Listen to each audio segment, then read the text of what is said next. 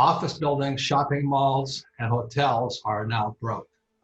They can't pay their mortgages on the biggest shopping centers and office buildings, hotels, cruise ships, airlines, and CLO, collateralized loan obligations. What a CLO is a subprime loan. You know, back in 2008, they were lending people without a job. They were lending them as much as they wanted to buy a house. Well, a CLO is the same thing, but it's loaned to a CEO whose business is broke.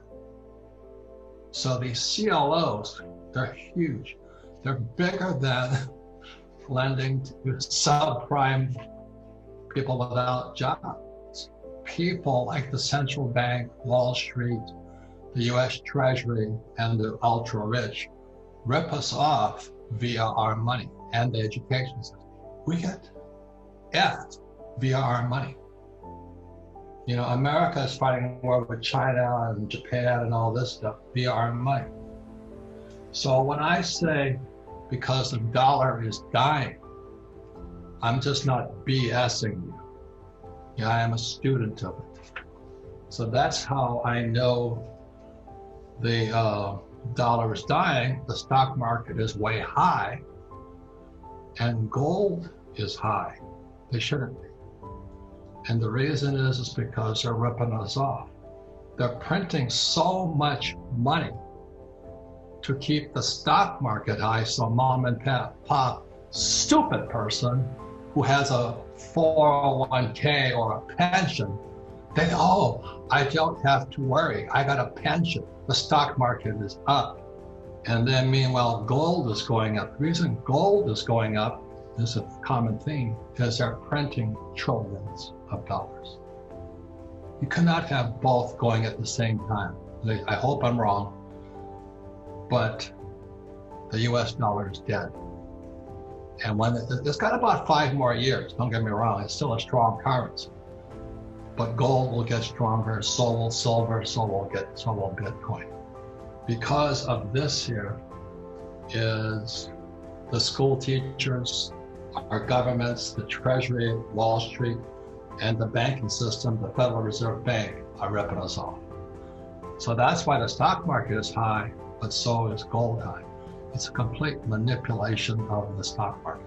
When I talk about commercial CMBSs, commercial mortgage-backed securities, that's 2020. They're going bust. But it was no difference to what happened in 2008 when mom and pop with no money bought a house they couldn't afford. So the difference is from 2008 till today, 2020, the problem only got trillions times bigger. So CMBS, that's one thing. What they are is in the shadow banking system. And I'll be talking more and more in the future about the shadow banking system. It's the banking system you cannot see, very simple. So you have a CMBS, that means that shopping center down the street from you, the hotel next to you, the office building, you know, if you live in a big city, those buildings are broke. The owners are broke. There's another word called forbearance. Forbearance means, well, we'll let you pay up, you can catch up on your payments later on. Well, forbearance, you say, okay, we'll give you 30 days or 60 days. And then from forbearance comes foreclosure. So I don't know if you know this, but it also affects residential markets. So mom and pop, they don't have a CMBS, commercial mortgage-backed security. They're too small. But 30% of all mom and pops are in forbearance. That means they can't afford their house. You know, when they lost their jobs due to COVID or whatever happened, they can't afford their house. So what's happening in America today is kind of a repeat of 2004, 5, 6, 7, 8. People are starting to flip houses because the price of housing is in serious trouble because mom and pop can't make the payments. Forbearance. So forbearance means they're asking for more time to pay the mortgage. But if they don't pay the mortgage, they go into foreclosure. So that's why so many people are, the scavengers are out there buying houses for discounts right now. So a subprime loan and a CMBS, commercial mortgage-backed security, is the same thing, except the numbers are that much bigger. And that's why the stock market goes up, is because the Fed keeps printing as much money to keep mom and pop and the big mortgages paying the bills, the airlines paying the bills, the PPP. They're just pumping as much money as they possibly can.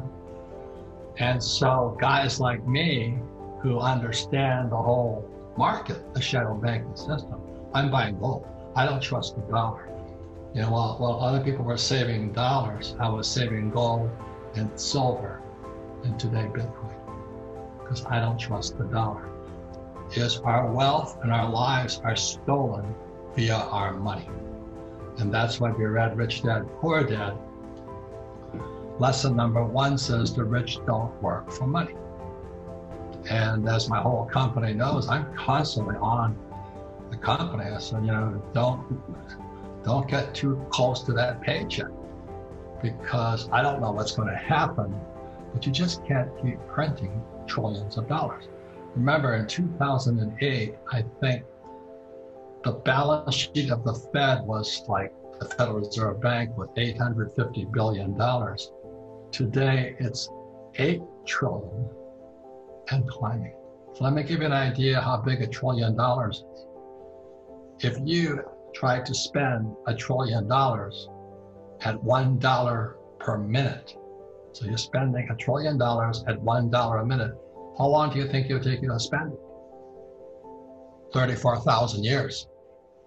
It takes them less than 5 seconds to print $1 trillion. So this is a very exciting time, but you cannot keep doing the old things the old way. It's time for new ideas. And it's very exciting because I always talk to, especially the young people, this here is my cell phone. This is the most powerful tool for entrepreneurs. It is the most, if I had this, when I was 25 years old, I'd be in jail today. No, I mean, because this thing has so much power.